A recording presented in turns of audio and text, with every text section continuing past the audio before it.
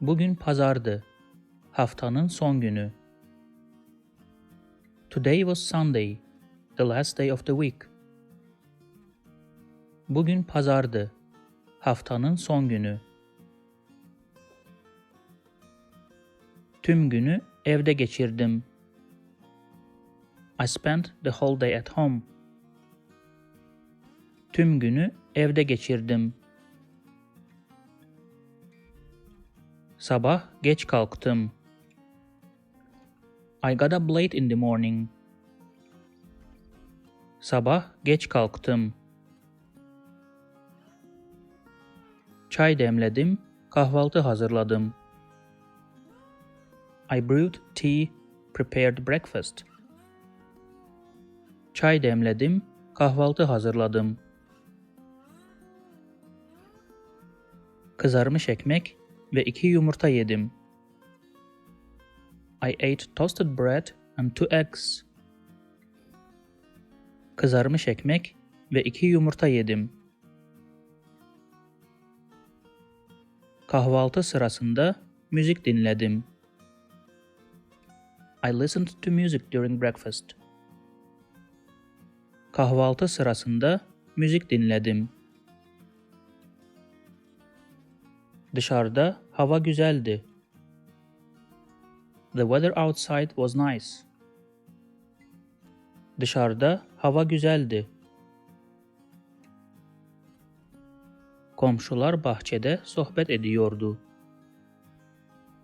Neighbors were chatting in the garden. Komşular bahçede sohbet ediyordu. Saat 5 civarında acıktım. I got hungry around 5 o'clock. Saat 5 civarında acıktım. Dışarıdan yemek sipariş ettim. I ordered food from outside. Dışarıdan yemek sipariş ettim. Yemek lezzetli ve mükemmeldi. The food was delicious and perfect. Yemek lezzetli ve mükemmeldi. Ama her zaman öyle olmuyor.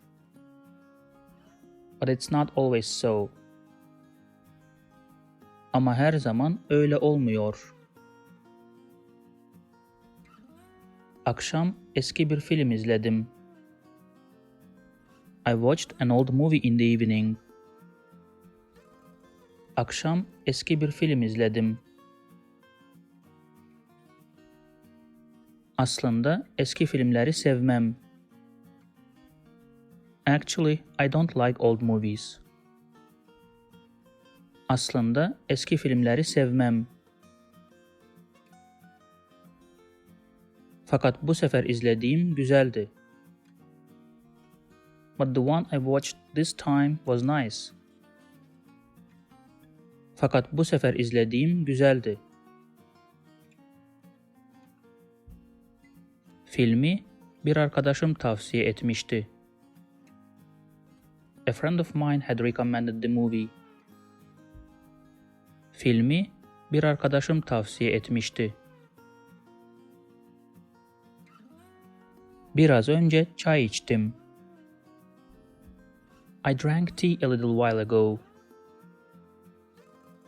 Biraz önce çay içtim. Şimdi de sizin için video hazırlıyorum. And now I am preparing video for you. Şimdi de sizin için video hazırlıyorum. Yarın yeni bir hafta başlıyor.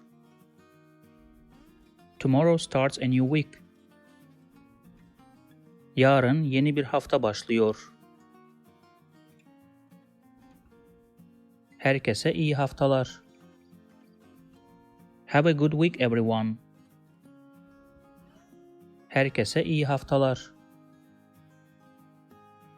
If you liked this video, please subscribe to my channel below for more videos on Turkish grammar, vocabulary and pronunciation. Also, if you think this video can benefit somebody else, please share it with them. Last, if you have any comment or request, please provide your feedback in the comment section below and I'll do my best to respond as soon as possible.